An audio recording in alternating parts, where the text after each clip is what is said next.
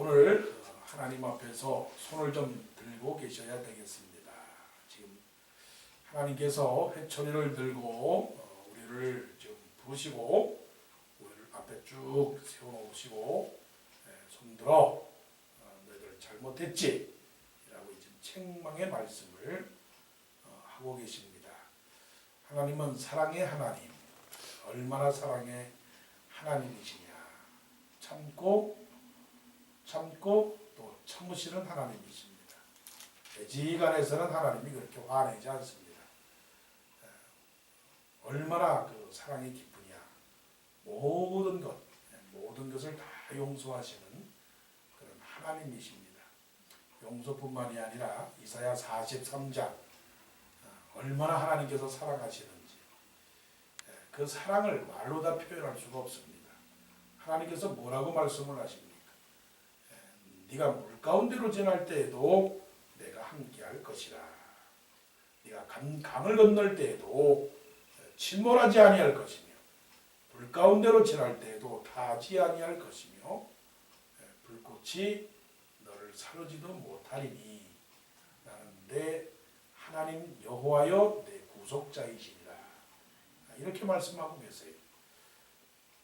그 바디가드가 있지 않습니까? 바디가드, 그 수행원, 경호원, 조금이라도 그냥 뭐 다칠까봐 옆에서 착 붙어가지고서 그냥 몸도 다치지 말라고 그러는 사람들, 안전하게 지켜주시는 그 경호원들 말입니다. 하나님은 눈동자와 같이 지키신다고 그랬어요.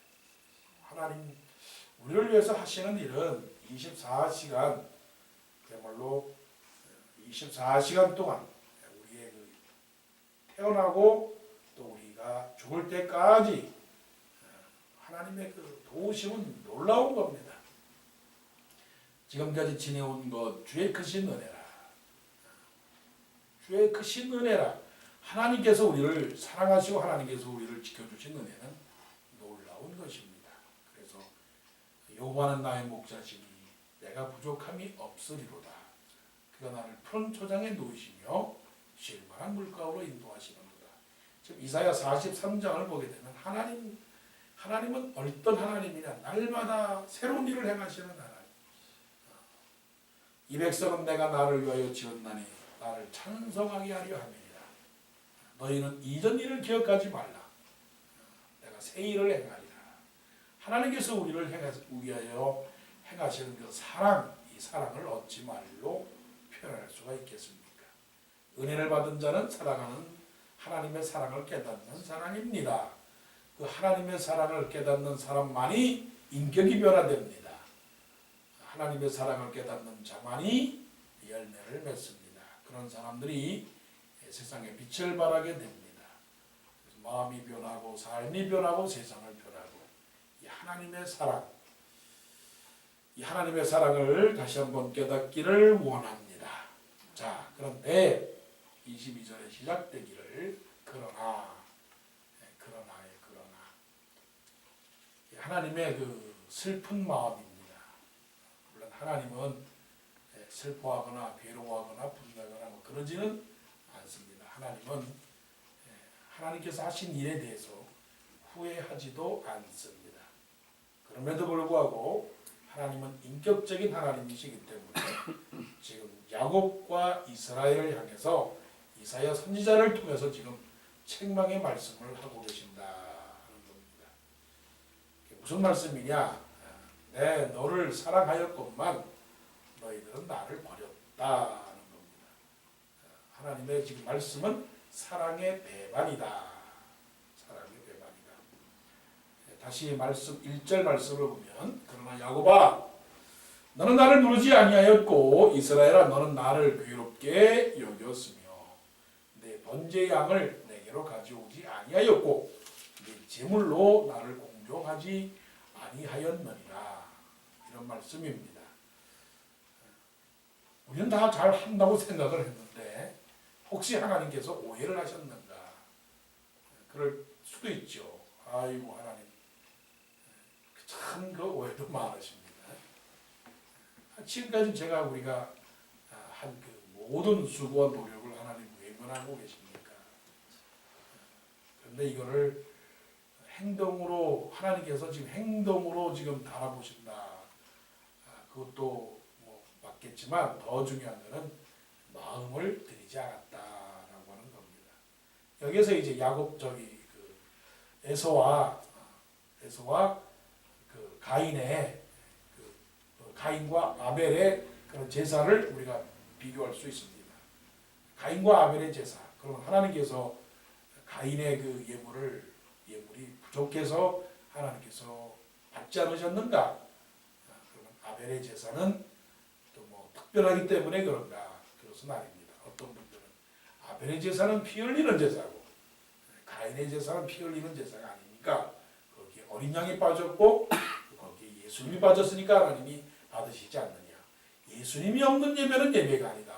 라고 이제 아주 신령하게 해석하시는 분도 계시지만 히브리서에서 말씀하시기를 믿음으로 드리지 않았다. 결론을 그렇게 내립니다. 믿음으로 드리지 않았다. 그러니까 똑같은 제물을 할지라도 믿음으로 드리지 아니하는 제사는 하나님이 받으시지 않는다는 겁니다.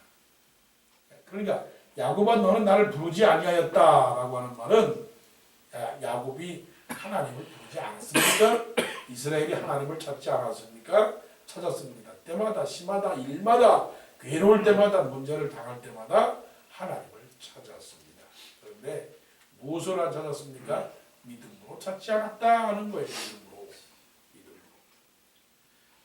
23절을 보게 되면요. 이거는 형식적인 우리의 예배의 모습, 또 형식적 신앙생활, 형식적 제사 생활을 지금 지적을 하고 있는 것입니다. 24절 너는 나를 위하여 돌로 향품을 사지 아니하며 이스라엘 백성들이 율법을 지키는 이스라엘 백성들이 그러지 않았다라고 하는 것은 좀 그렇죠. 제사를 맨날 드리는 그 유대인들이 제사를 드리지 않았다. 그런 건 아닙니다. 문제는 어디에 있느냐?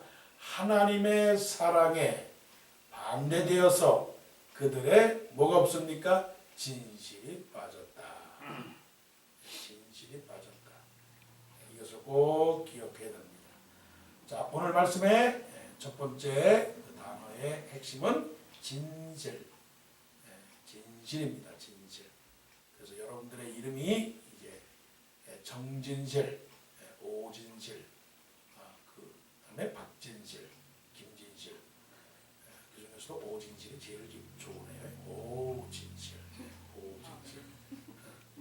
감탄 좀 나와야 돼. 오진실. 그러니까 하나님은 가짜를 좋아하지 않아요. 가짜를 좋아하지도 않을 뿐더러 가짜를 싫어해요. 하나님은 외모를 보시지 아니하시고 중심을 보시는 하나님이십니다.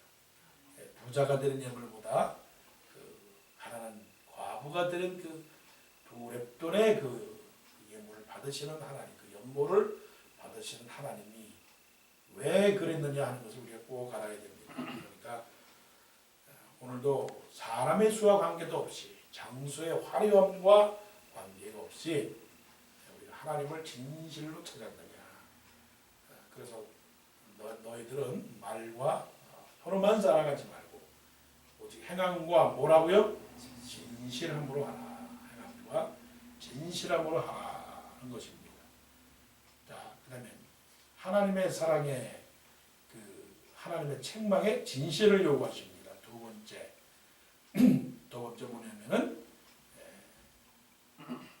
24절 너는 나를 위하여 도로로 향품을 사지 아니하며 희생의 기름으로 나를 흡족하게 하지 아니하고 흡족하게 하지 아니했다는 것은 기쁘게 하지 아니했다. 내 죄짐으로 나를 수고롭게 하며 내 죄악으로 나를 괴롭게 하였느니라. 왜 하나님께서 기뻐하지 아니했느냐?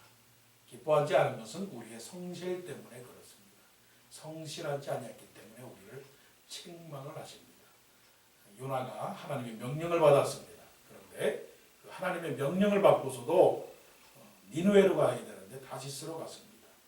우리가 보게 되면 니느웨로 가야 되는데도 불구하고 우리의 편한 다시스로 가는 경우가 거의 태반입니다.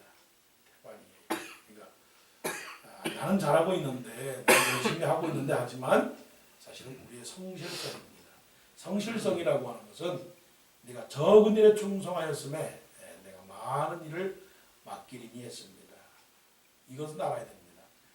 집안에서 깨지는 새는 바가지, 바깥에서 새기 꼭 마련입니다. 그러니까 하나를 보면 10개를 알게 됩니다. 그러니까 집에서도 잘하는 사람은 밖에서도 잘하게 되어 있고, 바깥에서도 잘하는 사람은 집에서도 잘하게 되어 있습니다. 운동을 못하는 사람들이 항상 공이 안 좋다, 항상 뭐가 안 좋다 얘기하지, 운동을 잘하는 사람은 그와 관계가 없습니다. 내가 사람이 많은 데 가면 기도를 잘할 것이다. 사람이 많은 데 가면 설교를 잘할 것이다. 사람이 많은 데 가면 더 큰 일을 내가 감당할 수 있을 것이다. 이거 무대가 작아서 이 할 일을 하지 못한다. 그거는 있을 수가 없는 겁니다. 탈란트의 비율을 우리가 꼭 기억해야 됩니다. 5달란트, 2달란트, 1달란트 그 비유 속에서 주인이 원하는 것은 성실입니다. 너는 나를 위하여 도로로 향품을 사지 아니했다. 그 마음을 어떤 마음인지 한번 보세요. 게을러서 안 산 겁니다. 게을러서. 희생의 기름으로 나를 흡족하게 하지 아니했다. 그 모든 마음. 그래서 하나님은 영이시니 예배하는 자가 신령과 진정으로 예배할지니라 라고 하는 그 말씀. 그 말씀은 곧 우리에게 성실을 요구하는 겁니다. 내가 죽도록 충성하라. 그리하면 내가 생명의 멸류관을 내게 주리라. 맡은 자들에게 구할 것은 충성이니라. 24절 성실을 말씀을 합니다. 이제 마지막은 25절로 28절까지의 말씀입니다. 너는 나에게 기억이 나게 하라. 우리가 함께 변론하자. 요 핵심의 말씀, 오늘 기도 가운데 오늘 하루에 주시는 말씀입니다. 너는 나에게 기억이 나게 하라. 애들 말로 말하면 너는 나에게 지키게 하라는 얘기입니다. 어떤 사람에게 특별한 그런 인상적인 일을 하게 하면 그때 만나도 꼭 기억이 날 수밖에 없습니다. 선생님들도 그래요. 대충 지나가는 선생님들은 이름을 잘 모릅니다. 그런데 그 선생님이 나를 열심히 때렸다. 특히 수학 선생님하고 영어 선생님은 꼭 기억이 납니다. 별명도 기억이 납니다. 영어 선생님은 악마였습니다. 왜 악마였느냐? 맨날 때리니까. 맨날 때려서 해석해봐라. 단어를 왜 안 해왔느냐. 그렇기 때문에 그 선생님이 기억합니다. 하지만 그 선생님을 미워하지 않습니다. 왜냐하면 때려서라도 나를 이렇게 만들었으니까 그 선생님이 기억이 나는 거죠. 하나님도 우리에게 지금 뭐 좀 해봐라 하는 겁니다. 해봐라. 뭐 했느냐 하는 겁니다. 해봐라. 너는 나에게 기억이 나게 하라. 그 기억이 나게 하라고 하는 것은 하나님 앞에서 뭔가 좀 이렇게 점을 찍으라 하는 얘기입니다. 점을 찍어라. 점을 찍지 못하고 맨날 빙빙 돌지 말고 점을 찍으라는 얘기입니다. 뭔가 하나님 앞에 믿음이 있는 모습을 보여달라는 것인데 그 믿음 있는 모습은 어떤 모습이냐? 결국은 믿음의 모습을 보여달라는 겁니다. 신실한 모습. 그 신실한 건 뭡니까? 우리가 함께 변론하자. 너는 말하여 내가 의로움을 나타내라. 의로움을 나타내라 라고 하는 것은 믿음으로 삶을 보여라. 하나님의 나라와 그 의를 구하라. 하나님의 나라와 그의 의로움. 그 의로움이라고 하는 것은 예수님입니다. 예수님의 십자가입니다. 예수님을 기억하라고 하는 겁니다. 예수님을 실천하라고 하는 것이죠. 네가 의로움을 나타내라. 네 시조가 범죄하였고 너의 교사들이 나를 배반하였나니 이 말씀입니다. 그러니까 우리의 그 믿음 있는 모습, 예수를 짊어지고 나가는 우리들의 모습, 우리가 예수님의 그 모습을 담고 산다면, 믿음으로 산다면 어떤 상황 속에서도 십자가를 지는 그 고난의 상황 속에서도 하나님을 버리지 않는다는 겁니다. 꼭 기억하시기를 바랍니다. 그건 뭐냐? 십자가라고 하는 건 뭐냐면 십자가는 지고 가는 겁니다. 지고 가라고 해서 십자가고 그 십자가에 달려있으라고 그래야 십자가지 십자가는 구경하거나 십자가는 보고 있는 것으로 십자가가 아니다는 겁니다. 신앙이라고 하는 것은 무거운 것이지 무거운 짐을 지고 가는 것이지 목걸이에 걸고 갖고 가는 장식품이 아닙니다. 꼭 기억하셔야 됩니다. 신앙은 무거운 겁니다. 무겁기 때문에 이것을 버티는 겁니다. 얼마나 버티느냐. 하나님께서 우리에게 주신 여러 가지 어려운 환경들 가운데서 이거를 이겨나가고 있느냐 아니면 피하느냐라고 하는 피하지 마십시오. 피하면 그만큼 상급도 없고 축복도 없습니다. 어려움이 오면 이겨나가야 됩니다. 치유승리 얻을 때까지 이 험한 십자가를 붙들어야 합니다. 성경의 창세기서로부터 모든 성경이 우리에게 말씀해 주는 것은 믿음은 승리해야 합니다. 하나님의 시험을 이겨야 됩니다. 어떤 어려움도 이겨야 됩니다. 예수님께서 무거운 십자가를 지셨듯이 우리에게 다가오는 여러 가지 어려운 시험들을 이겨내가시는 우리 모두가 되기를 원합니다. 하나님은 사랑이십니다. 그 사랑은 엄청난 사랑이십니다. 하지만 우리가 그 하나님의 그 베푸신 사랑 앞에서 하나님께서 그러나 이런 말을 듣지 않도록 우리가 하나님에게 성실성을 다하고 또 하나님에게 진실성을 다하고 하나님에게 신실성을 다하는 성실하심과 진실하심과 또 진실하심의 이 믿음을 꼭 지켜나가는 우리 모두가 되기를 간절히 원합니다. 기도드리겠습니다.